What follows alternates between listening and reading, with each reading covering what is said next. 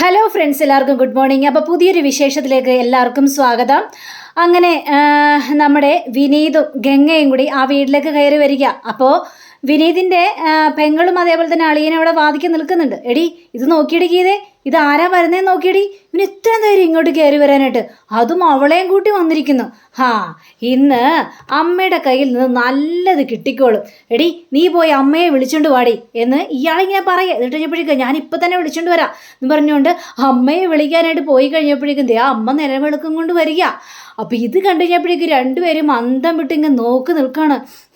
ഇതെന്തു പറ്റി അമ്മയ്ക്ക്? അമ്മയുടെ നിലവിളക്കൊക്കെ കൂടി വരുന്നത്. വാ മക്കളെ വാ, നിങ്ങളെയും പ്രതീക്ഷിച്ചിരിക്കുകയായിരുന്നു ഞാൻ എന്ന് പറഞ്ഞുകൊണ്ട് നമ്മുടെ ഗംഗയുടെ കയ്യിലേക്ക് നിലവിളക്ക് കൊടുക്കുക. നിലവിളക്ക് കൊടുത്തതിന് ശേഷം എൻ്റെ പൊന്നുമോളെ നീ വലതുകാലെടുത്ത് വെച്ച് കയറി വാ മോളെ എന്ന് ഗംഗയോട് പറയാം. അപ്പം അമ്മയുടെ ഈ ഒരു തീരുമാനം കേട്ട് ഇങ്ങനെ ഒരു മാറ്റം കണ്ടു കഴിഞ്ഞപ്പോഴേക്കും ഗീതക്ക് പാളി എന്നൊരവസ്ഥയിലായി പോവാണ്. അപ്പോൾ ഗീത ഇങ്ങനെ കണ്ണും മേടിച്ച് ഇങ്ങനെ നോക്കി നിൽക്കുക. വാ മോളെ കയറി വാ എന്ന് പറഞ്ഞുകൊണ്ട് ഗംഗയെ നല്ല സ്നേഹപൂർവ്വം കയറ്റിക്കൊണ്ട് പോവാണ്. അപ്പോൾ നമ്മുടെ വിനീതിനെ എടാ മോനെ നീയും കയറി വാട വിനീതേ എന്ന് പറഞ്ഞുകൊണ്ട് വിനീതും കയറി പോവാണ്. അളിയ എന്തൊക്കെയുണ്ട് അളിയ വിശേഷങ്ങൾ എന്നൊക്കെ നമ്മുടെ വിനീത് ചോദിക്കുക. അപ്പോൾ ഈ പുള്ളിക്കാരന് ഒരു അക്ഷരം പോലും മിണ്ടുന്നുമില്ല. അങ്ങനെ ഇവരകത്തേക്ക് കയറി പോയി കഴിഞ്ഞപ്പോഴേക്കും ഈ വിനീതിൻ്റെ അളിയൻ ആണെങ്കിൽ ഇതെന്താ ഇത്? എടി നിൻ്റെ അമ്മയ്ക്ക് ഇത് എന്തു പറ്റി? ആ പരട്ട കിളവി ഇതെന്തൊക്കെയാണ് കാണിച്ചു കൂട്ടുന്നത്? നിൻ്റെ അമ്മയെ ശരിയാക്കും. എന്താ ഇനി സ്വത്തുക്കൾ മുഴുവനും മകനെഴുതി കൊടുക്കാൻ വേണ്ടിയാണ്, അല്ല മകനെ അടിച്ച് പിണ്ടം വെച്ചെന്നൊക്കെയാണല്ലോ പറഞ്ഞത്. എന്നിട്ട് ഇപ്പോഴേ മകനെയും മരുമകളെയും കൂട്ടി ഈ വീട്ടിലേക്ക് കയറി വന്നിരിക്കുന്നത് അമ്മ സ്വീകരിക്കാൻ വേണ്ടി അമ്മ നിലവിളക്കും കൊടുത്തിട്ട് സ്വീകരിച്ചിരിക്കുന്നു. ഇതൊന്നും എനിക്കത്ര ഉൾക്കൊള്ളാനായിട്ട് പറ്റില്ല. നീ എന്താണ് ഇവിടെ വായം പൊളിച്ച് നോക്കി നിൽക്കുന്നത്? ഗീതേ, നീ പോയി അവരെന്താ പറയുന്നൊന്ന് കേൾക്ക്. ചെല്ല്, അമ്മയുടെ മനസ്സിലിരിപ്പോൾ എന്താണെന്നൊന്ന് പോയി അറിയുക ഇതൊക്കെ പറഞ്ഞപ്പോഴേക്കും ശരി ഞാൻ പോയി നോക്കട്ടെ. അങ്ങനെ വിനീതിൻ്റെ അമ്മ അടുക്കളയിൽ ഇങ്ങനെ ജോലി ചെയ്തുകൊണ്ടിരിക്കുക, ഭയങ്കര ധൃതിയിൽ ഇങ്ങനെ ജോലി ചെയ്തുകൊണ്ടിരിക്കുക. ആ സമയത്ത് ഈ ഗീത അങ്ങോട്ട് കയറി ചെല്ലുക. ഗീത അങ്ങോട്ട് കയറി ചെന്ന് കഴിഞ്ഞപ്പോഴേക്കും അമ്മക്കേ ഇതെന്ത് പറ്റി? അമ്മ എന്താണ് ഈ കാണിക്കുന്നത്? ശരിയാണ് നീ പറഞ്ഞത്, എനിക്കിത് എന്താ പറ്റി? ഞാൻ എന്തേ കാണിക്കുന്നത്? ഞാനേ പച്ചമീൻ മുളകിട്ട് വെച്ചതാ, പച്ച ചെമ്മീൻ. പക്ഷേ ഇച്ചിരി മുളക് കൂടിപ്പോയി. ഇനിയിപ്പോൾ എന്ത് ചെയ്യാൻ പറ്റും? തേങ്ങ അരച്ച് അങ്ങോട്ട് ചേർക്കാം, അപ്പോൾ കുറച്ച് എരിവ് കുറയും അല്ലേ? ഇത് കഴിഞ്ഞപ്പോഴേക്കും അമ്മ എന്താ അമ്മേനെ കളിയാക്കുകയാണോ? ഞാൻ നിന്നെ കളിയാക്കാനോ? ഇതെന്താടി മോളെ ഈ പറയുന്നത്? ഞാനെന്തിനാ നിന്നെ കളിയാക്കുന്നത്? ഞാൻ അതല്ല ചോദിച്ചത്. പിന്നെ നിനക്ക് എന്താ അറിയേണ്ടത്? അല്ല അമ്മയുടെ മകനെ പടിയടിച്ച് പിണ്ടം വെച്ചല്ലേ, ഇപ്പതേ അമ്മയുടെ മകനും മരുമകളും കൂടി കയറി വന്നിരിക്കുന്നു. അമ്മയാണെങ്കിൽ നിലവിളക്ക് കൊടുത്ത് അവരെ സ്വീകരിക്കുകയും ചെയ്യുന്നു. ഇതാണ് എനിക്ക് മനസ്സിലാവാത്തത്. അതാണ് മനസ്സിലാവാത്തത് അല്ലേ? മനസ്സിലാക്കി തരാം. ഇനി ഈ അമ്മയുടെ നീക്കങ്ങളൊക്കെ നിങ്ങൾ മനസ്സിലാക്കാൻ പോകുന്നല്ലേ മക്കളെ ഉള്ളൂ. പക്ഷേ ഈ ഗീതയുടെ ഭർത്താവ് ഒളിഞ്ഞതെല്ലാം കേൾക്കുന്നുണ്ട്. അതേ, ഞാൻ എന്തിനാ അങ്ങനെ ചെയ്തതെന്നറിയാവോ? ഈ സ്വത്തിൻ്റെ കാര്യത്തിൽ നിൻ്റെ ഭർത്താവ് ഭയങ്കര ഇതാണല്ലോ, അത് വേണം ഇത് വേണം എന്ന് പറഞ്ഞുകൊണ്ട് എപ്പോഴും വഴക്കും വക്കാണോ ഒക്കെ അല്ലേ. അപ്പോൾ ഈ സ്വത്തിൻ്റെ കാര്യത്തിൽ നോക്കിക്കഴിയുമ്പോഴേക്കേ ഒരു അബദ്ധം സംഭവിച്ചിട്ടുണ്ട്. എന്തബദ്ധം? അതായത് ഇപ്പോൾ എൻ്റെ സ്വത്തെ എനിക്കിഷ്ടമുള്ളവർക്ക് അങ്ങോട്ട് കൊടുക്കാനായിട്ട് പറ്റില്ല. പിന്നെ അതായത് വിനീതിനും അവകാശപ്പെട്ടതാണ് ഈ സ്വത്ത്, നിനക്കും അവകാശപ്പെട്ടതാണ് സ്വത്ത്. അപ്പോൾ വിനീതിൻ്റെ സമ്മതം ഉണ്ടെങ്കിലേ നിനക്ക് തരാൻ പറ്റുള്ളൂ, നിൻ്റെ സമ്മതം ഉണ്ടെങ്കിലേ വിനീതിന് കൊടുക്കാൻ പറ്റുള്ളൂ. അങ്ങനെ ഒരു നിയമമുണ്ട്. ആണോ? നിയമമുണ്ട് അങ്ങനെയൊക്കെ? പിന്നെ അല്ലാതെ അങ്ങനെയൊക്കെ നിയമമുണ്ടെന്നേ. ഇപ്പോൾ വിനീത് കല്യാണം കഴിച്ച് ഒരു പെണ്ണിനെയും കൂടി കൊണ്ടുവന്നിരിക്കുകയല്ലേ. അപ്പോൾ പിന്നെ സ്വത്തുക്കൾ അവൾക്കും കൂടി പോകില്ലേ? അതെനിക്ക് സഹിക്കാനായിട്ട് പറ്റുമോ? അതിന് അവരെ ഒന്ന് സോപ്പിടാൻ വേണ്ടിയാണ് ഞാൻ അവരെ ഇങ്ങോട്ട് വിളിച്ചുകൊണ്ട് വന്നത്. ഇനിയെല്ലാം നിൻ്റെ കയ്യിലാണ്. നീ അവരെ ഓരോ കാര്യങ്ങൾ പറഞ്ഞ് മയക്കണം. അങ്ങനെ മയക്കി കഴിയാൻ നേരത്ത് സ്വത്തുക്കൾ മുഴുവൻ നിനക്ക് കിട്ടും. അപ്പം ഇത് കേട്ടോണ്ട് നിന്നാ ഈ ഗീതയുടെ ഭർത്താവാണെങ്കിൽ അമ്മ അങ്ങനെ പറഞ്ഞു കൊടുക്കമ്മേ, ഈ മണ്ടീനോടൊന്നും പറഞ്ഞാൽ മനസ്സിലാവില്ലല്ലോ, ഈ മണ്ടിക്കിടെ തലയിലേക്ക് ഒന്നും കയറില്ല. അപ്പോൾ അമ്മ ചെയ്ത് തന്നെയാണ് കറക്റ്റായിട്ട് കാര്യം. അമ്മയുടെ ബുദ്ധി അപാരം തന്നെ. അതേടാ, അമ്മയുടെ ബുദ്ധി അപാരം തന്നെയാണ്. ഇനി അമ്മയുടെ ബുദ്ധി ഏത് ലെവലിലേക്കാണ് പോകുന്നതെന്ന് നിങ്ങൾ കാണാനിരിക്കുന്നതേ ഉള്ളു എന്ന് പറയാം. പറഞ്ഞു കഴിഞ്ഞപ്പോഴേക്കും അതുകൊണ്ടാണല്ലേ അമ്മേ അവരെ വിളിച്ചുകൊണ്ട് ഇങ്ങോട്ട് വന്നത്? അതുകൊണ്ട് തന്നെയാ എൻ്റെ മനസ്സ് മാറി. എല്ലാം കൊണ്ടും ഞാൻ ഗംഗയെ സ്വീകരിക്കുകയാണ് എന്നൊക്കെ അവനെ മനസ്സിലാക്കി കൊടുക്കണ്ടേ? അപ്പോൾ അവളെ ഇങ്ങോട്ട് കൊണ്ടുവന്നല്ലേ മതിയുള്ളൂ. അതമ്മ പറഞ്ഞ സത്യം തന്നെയാ, കൊണ്ടുവന്നല്ലേ മതിയാവുള്ളൂ.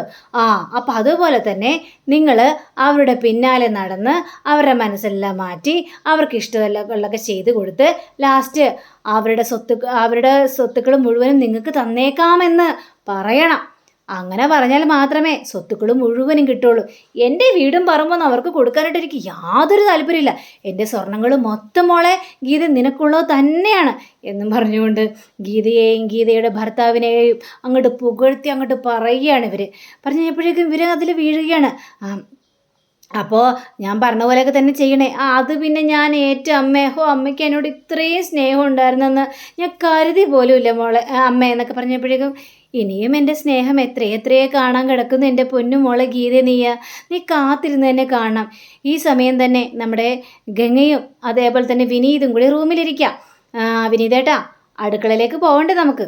ഞാൻ വരുന്നില്ല, എന്നെ തേടി ഇവിടെ എത്തിക്കോളും. ആണോ? ഉറപ്പാണോ? പിന്നെ അല്ലാതെ. നീ ചെല്ല അടുക്കളയിലേക്ക് ഗംഗ. അങ്ങനെ ഗംഗ അടുക്കളയിലേക്ക് കയറി ചെല്ലുക. അപ്പോൾ ഗീതയാണെങ്കിൽ ഇതിലും കയറി ഇരുന്നിട്ട് കാലാട്ടിക്കൊണ്ടിരുന്ന് ഫോൺ നോക്കിക്കൊണ്ടിരിക്കുക. ആ സമയത്ത് ഗംഗ ചെന്നിട്ട് അമ്മയോട് ചോദിക്കണം, അമ്മേ ജോലിയെല്ലാം കഴിഞ്ഞു അമ്മേ? ചോദിച്ചപ്പോഴേക്കും ജോലിയെല്ലാം ഒരുവിധം കഴിഞ്ഞു മോളെ എന്ന് പറയാണ്. അല്ല, ഈ ഗീതേച്ചി എന്താ ഇവിടെ ഇങ്ങനെ ഫോൺ നോക്കിക്കൊണ്ടിരിക്കുന്നത്? ഗീതേച്ചിക്ക് ഒരു ജോലിയില്ലേ? അവൾക്ക് എന്ത് ജോലി? അവൾ ഇവിടുത്തെ പുന്നാര മോളല്ലേ, അതുകൊണ്ട് അവൾക്ക് ഒരു ജോലിയില്ല. ഇങ്ങനെ കെട്ടിലമ്മ ചെമിഞ്ഞിരിക്കാൻ അവൾക്ക് ഇഷ്ടം. അമ്മേ എന്തൊക്കെയാ അമ്മ ഈ പറയുന്നത്? അമ്മ ഞാൻ ഫോണിൽ ഓരോരോ കാര്യങ്ങൾ നോക്കിക്കൊണ്ടിരിക്കല്ലേ, പുതിയ പുതിയ അപ്ഡേറ്റുകളെല്ലാം നോക്കിക്കൊണ്ടിരിക്കല്ലേ അമ്മേ. പിന്നെ ഗംഗെ, ഒരു കാര്യം അറിയോ നിനക്ക്? അമ്മ എന്നെക്കൊണ്ട് ഒരു ജോലിയും ചെയ്യിപ്പിക്കില്ല എന്നേ. ഞാൻ എന്തെങ്കിലും ചെയ്യാനായിട്ട് അടുക്കളയിലേക്ക് കയറി കഴിഞ്ഞാൽ വേണ്ട മോളിതൊന്നും ചെയ്യാനായിട്ട് പാടില്ല. മോളെ അവിടെ ഇരുന്നാൽ മാത്രം മതി. ഞാൻ ഭക്ഷണമെല്ലാം ഉണ്ടാക്കി മോളുടെ മുന്നിൽ കൊണ്ടുവന്നേക്കാം. മോളെ അത് മാത്രം കഴിച്ചാൽ മതി എന്നൊക്കെയാണ് അമ്മ എന്നോട് പറയുന്നത്. എനിക്ക് അടുക്കളയിൽ കയറി ജോലി ചെയ്യണ ഭയങ്കര ഇഷ്ടമാണ്. അമ്മ എന്നോട് ജോലി ചെയ്യേണ്ടെന്ന് പറഞ്ഞാലും എനിക്ക് ഈ അടുക്കളയിൽ തന്നെ ഇരിക്കണം, അല്ലെങ്കിൽ ഒരു മനസ്സമാധാനമില്ല. ഈ അടുക്കളയിൽ മണ അടിക്കണമെന്നേ എനിക്ക് വല്ലാത്ത താല്പര്യമാണ് ഗംഗെ. അതുകൊണ്ടാണ് ഇവിടെ ഞാൻ നിൽക്കുന്നത്. ഞാൻ ജനിച്ചപ്പോൾ തന്നെ ഇവിടെ തന്നെയായിരുന്നു എന്നൊക്കെ അമ്മ പറയുന്നത്. എന്നെ എടുത്തുകൊണ്ട് ഓരോ കാര്യങ്ങളൊക്കെ ചെയ്യുന്നതെന്ന് അമ്മ പറയുന്നത്. അപ്പോൾ പിന്നെ അടുക്കളയുടെ മണ്ണടിക്കാതെ എനിക്കൊരു മനസ്സമാധാനം ഉണ്ടാവില്ല ഗംഗെ. ഇത് കഴിഞ്ഞപ്പോഴേക്കാണോ?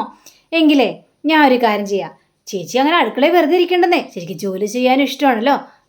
ഇന്നാ എന്നും പറഞ്ഞിട്ട് കുറച്ച് പച്ചക്കറി എടുത്ത് നമ്മുടെ ഗംഗ കൊടുക്കുക. ഗംഗ കൊടുത്തു കഴിഞ്ഞപ്പോഴേക്കും ഇതെന്തിനാ എൻ്റെ തരുന്നത്? ഇവിടുത്തെ ജോലിയൊക്കെ ചെയ്യണമെന്നല്ലേ ഇഷ്ടമെന്നല്ലേ പറഞ്ഞത്. അതുകൊണ്ട് ഗീതേച്ചിനി അവിടെ വെറുതെ ഇരിക്കണ്ട. ഈ പച്ചക്കറികളൊക്കെ ഒന്ന് അരിഞ്ഞട്ടെ. ഇവിടെ എന്തെല്ലാം ജോലികളുണ്ടെന്ന് അറിയാവോ? അതിന് എൻ്റെ തരണ്ട, നിനക്ക് തന്നെ ചെയ്താൽ പോരെ. എൻ്റെ അമ്മയ്ക്ക് ഞാനിവിടെ ചെയ്യണമെന്ന് ഇഷ്ടമൊന്നുമല്ല, ഒരു രുചി ഉണ്ടാവില്ല എന്നൊക്കെ അമ്മ പറയുന്നത്. ഞാൻ വെച്ചാലേ കൈപ്പുണ്ണില്ലെന്ന് അമ്മ പറയുന്നത്. വേണ്ട, പാചകം ചെയ്യണ്ട, പക്ഷെ പച്ചക്കറികൾ അറിയുന്നതുകൊണ്ട് കുഴപ്പമൊന്നുമില്ലല്ലോ. അത് നീ തന്നെ അങ്ങോട്ട് അരിഞ്ഞാൽ മതി. അതെങ്ങനെയാണ് ശരിയാവുന്നത്? എന്തെല്ലാം അരിയാനോ കിടക്കുന്നുണ്ടെന്ന് അറിയാവോ? അവിയലുണ്ടാക്കണം, പിന്നെ ചെമ്മീൻ അവിയലുണ്ടാക്കണം, അങ്ങനെ തോരനുണ്ടാക്കണം, മെഴുക്കുവരട്ടി ഉണ്ടാക്കണം, അങ്ങനെ പലതരം കറികളൊക്കെ ഉണ്ടാക്കാനുള്ളതാന്നേ. അപ്പം അതുകൊണ്ട് ഇതങ്ങോട്ട് അരിഞ്ഞണ്ടേ. അയ്യടാ, നീ അങ്ങോട്ട് അരിഞ്ഞാൽ മതി, എന്നെക്കൊണ്ടൊന്നും പറ്റിയൊന്നുമില്ല. കഴിക്കുമ്പോൾ എല്ലാവരും കൂടെ ഒരുമിച്ചിരുന്നല്ലേ കഴിക്കുന്നത്. അപ്പം ഷെയറിങ് വേണം കേട്ടോ, മനസ്സിലായോ എന്ന് പറയാ. അപ്പോൾ നമ്മുടെ വിനീതിൻ്റെ അമ്മ വന്നിട്ട്, എടീ അവള് പറഞ്ഞത് കേട്ടോ, ഷെയറിങ്ങിൻ്റെ കാര്യം. അവളെ സ്വത്തിൻ്റെ കാര്യമാണ് പറഞ്ഞു വരുന്നത്. ഷെയർ കൊടുക്കണമെന്നാണ് പറയുന്നത്. അതുകൊണ്ട് അവൾ പറയുന്നത് അനുസരിക്കുന്നതായിരിക്കും നല്ലത്. ഗംഗേ, ഞാൻ ഇതൊക്കെ അറിഞ്ഞാലേ ഗംഗേ, എനിക്കൊക്കെ ഒരു കുഴപ്പമില്ല. അങ്ങനെ വഴിക്ക് വാ ഗീതേച്ചി എന്ന് പറയാം. ഈ സമയം തന്നെ നമ്മുടെ വിനീത് ബെഡിലിങ്ങനെ കിടക്കുക. ആ സമയത്ത് അവിടെ ഡോറിൻ്റെ അവിടെ വന്നിട്ട് ഇങ്ങനെ മുട്ടുക കഴിയുമ്പോൾ ഇതാരാണ്? ഇതെവിടെ നീ മുട്ടിൽ ശബ്ദം കേൾക്കുന്നത്? അളിയാവോ എന്നും പറഞ്ഞുകൊണ്ട് വിളിക്കുക. ഇതാര്? അളിയനാ? എന്തൊക്കെ ഉണ്ട് അളിയ? അതെ, ടിങ് ടിങ് എന്ന് പറഞ്ഞുകൊണ്ട് കുറച്ച് മദ്യക്കുപ്പി എടുത്ത് കാണിച്ചു കൊടുക്കുക. ഹയ്യടാ, കൊള്ളാലോ. അല്ല, അളിയനെങ്ങനെ മനസ്സിലായി ഞാൻ മദ്യം കുടിക്കാനായെന്ന്? അതൊക്കെ നമുക്കറിയാലോ. നീ ഇങ്ങോട്ട് വാട വിനീതേ എന്നും പറഞ്ഞുകൊണ്ട് പുറത്തേക്ക് വിളിച്ചുകൊണ്ട് പോവുകയാണ്. അതെ, അന്ന് നീ കുടിച്ച് കൂത്താടുന്ന സീനൊക്കെ ഞാൻ കണ്ടായിരുന്നു. കുപ്പിയുടെ മുന്നിൽ കിടന്ന് അങ്ങോട്ടും ഇങ്ങോട്ടും നൃത്തമാടുന്ന രംഗമൊക്കെ ഞാൻ കണ്ടായിരുന്നു. പക്ഷേ ഞാൻ അത് ആരോടും പറഞ്ഞില്ല. അമ്മയോട് പറഞ്ഞു കഴിഞ്ഞാൽ അമ്മയ്ക്ക് ഭയങ്കര സങ്കടവുമില്ലേ? അമ്മയുടെ മനസ്സ് വിഷമിപ്പിക്കാനായിട്ട് എനിക്ക് തോന്നിയില്ല. അതുകൊണ്ട് ഞാൻ അമ്മയോട് പറഞ്ഞതുമില്ല. ആണല്ലേ, എങ്കിൽ പിന്നെ ഇങ്ങോട്ട് ഒഴിക്ക്. അങ്ങനെ കുറച്ച് മദ്യമൊക്കെ ഒഴിച്ച് കൊടുക്കണം. ഒറ്റ വലിക്ക് നമ്മുടെ വിനീത് ഇങ്ങനെ കുടിക്കുന്ന പോലെയൊക്കെ കാണിക്കാം. അയ്യോ എൻ്റെ അളിയനപ്പം ഇത്രയ്ക്ക് സ്ട്രെങ്ത് ഉണ്ടായിരുന്നില്ല. പിന്നെ അല്ലാതെ ഈ അളിയനെക്കുറിച്ച് എന്താണ് ഈ അളിയൻ വിചാരിച്ചത്? അപ്പോൾ കുറേ അങ്ങനെ കുടിച്ചു കഴിഞ്ഞപ്പോഴേക്കും എനിക്കിനി ഒരു കാര്യം പറയാനുണ്ട്. എന്ത് കാര്യം പറയാനുണ്ടെന്ന്? അത് പറയാം. അതേ, ചിലവർ മനസ്സ് വെച്ചാലേ ആ കാര്യം പറയാനായിട്ട് പറ്റുള്ളൂ. ആരും മനസ്സ് വെച്ചുള്ള കാരണം എവനാണ് അളിയൻ്റെ ആഗ്രഹങ്ങൾക്ക് എതിരായിട്ട് നിന്നത്? പറ. അവനല്ല, അവള്. അവളോ? ഏതവള്? അങ്ങനെ പറയാൻ തുടങ്ങാം. അങ്ങനെ നമ്മുടെ അടുക്കളയിലെ പുരാണങ്ങൾ പറയുക. അപ്പോൾ അടുക്കളയിൽ ഇങ്ങനെ കുറേ ജോലികൾ ചെയ്ത് മതിയായി. അപ്പോഴത്തേക്കും തീർന്നോ ഗംഗയെന്ന് ചോദിച്ചപ്പോഴേക്കേ തീർന്നില്ല, ഇനി എന്തെല്ലാം കിടക്കുന്നു, അതെല്ലാം ചെയ്യേണ്ട ഗീതേച്ചി എന്ന് പറയുക. അങ്ങനെ കുറേ കഴിഞ്ഞപ്പോഴേക്കും പുറത്തുനിന്ന് അയ്യോ അമ്മേ എന്ന് പറഞ്ഞ് കരച്ചിൽ കേൾക്കുക. അത് കഴിഞ്ഞപ്പോഴേക്കും അയ്യോ പുറത്തുനിന്ന് ആരുടെ കരച്ചിൽ കേൾക്കുന്നുണ്ടല്ലോ അമ്മേ. അത് നമ്മുടെ നന്ദിനി പശുവേ പ്രസവിക്കാറായിട്ട് നിൽക്കല്ലേ, അതിൻ്റെ കരച്ചിലായിരിക്കും. ഇല്ല അമ്മ, ഇത് മനുഷ്യൻ്റെ കരച്ചിൽ. അയ്യോ ശരിയാണല്ലോ എൻ്റെ അമ്മയെന്ന് പറഞ്ഞുകൊണ്ട് ഇവർ 3 പേര് നേരെ പുറത്തേക്ക് ഓടി ചെന്ന് കഴിഞ്ഞപ്പോഴേക്കും ഈ ഗീതയുടെ ഭർത്താവിനായിട്ട് ആടിച്ച് പീഡിച്ച് കൈയൊക്കെ പിടിച്ച് തിരിച്ച് കഴുത്തൊക്കെ പിടിച്ച് ഓടിച്ച് നമ്മുടെ വിനീത് പരിവോക്കാണ്. അപ്പോൾ ഇവിടെ വിനീത് എന്താണ് കാണിക്കുന്നത്? അയ്യോ എൻ്റെ ദൈവമേ ചേട്ടാ എന്ന് പറഞ്ഞുകൊണ്ട് ചേട്ടനെ വിളിക്കാം. അപ്പോൾ എടി കൊണ്ടുപോടി അവനെ എന്ന് പറഞ്ഞുകൊണ്ട് വിളിച്ചുകൊണ്ട് പോവുകയാണ്. അപ്പോൾ വിനീത് ഇവരുടെ മുന്നിൽ ഒന്നും ഭയങ്കരമായിട്ട് ചിരി. ഏതായാലും വിനീതേട്ടാ നിർത്ത് മതിയായി. ഇനി നിർത്തി, അവന് കൊടുക്കേണ്ടതൊക്കെ ഞാൻ അങ്ങോട്ട് കൊടുത്തിട്ടുണ്ട്. അപ്പോൾ വിനീതിൻ്റെ അമ്മയ്ക്കും ഇത് ഭയങ്കര ഒരു സന്തോഷം തോന്നിക്കുക. അങ്ങനെ ഗീതയുടെ ഭർത്താവിനെ അവിടെ കൊണ്ട് നിർത്തിയേക്കുക. അപ്പോൾ കഴുത്തിന് ഭയങ്കര. അപ്പോൾ ഗീത ഇങ്ങനെ ഓരോ കാര്യങ്ങൾ ചോദിച്ചുകൊണ്ടിരിക്കുമ്പോൾ നീ എന്തൊക്കെ നിന്നെ കാണാൻ പറ്റുന്നില്ല, നീ ഇങ്ങനെ ഇടത്തോട്ട് നിൽക്കടി എന്ന് പറയുമ്പോൾ അതെ രാജമാണിക്യത്തിലെ ഡയലോഗല്ല അവിടെ നിൽക്കട്ടെ, ഇനി എന്താണ് തീരുമാനം? ഇനി ഇവിടെ നിന്നിട്ട് ഒരു കാര്യമില്ല, നമുക്ക് പോകണം. പോകാനൊന്നും പറ്റില്ല, അത് ശരിയാവില്ല.